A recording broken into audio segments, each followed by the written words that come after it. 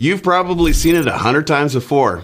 Either the customer or another shop has fired the diagnostic parts cannon at a vehicle to solve a drivability issue. But what they don't do is they don't diagnose the problem first.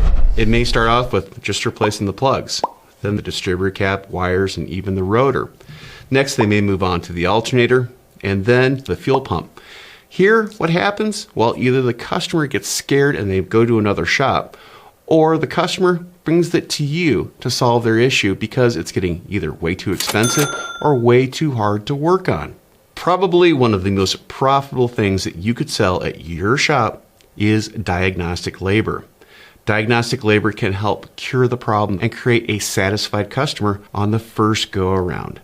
In other words, you're not solving a problem by replacing the negative battery terminal and then the ignition switch, only to find out that it's a bad ground that's corroded on the vehicle.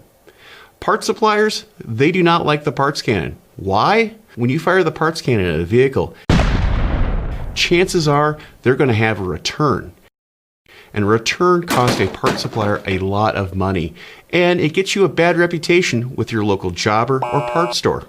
So when you get that vehicle that either has been shot with the parts cannon or the customer has done it themselves, make sure that you sell them diagnostic labor and make sure they understand the tests that you are performing on the vehicle.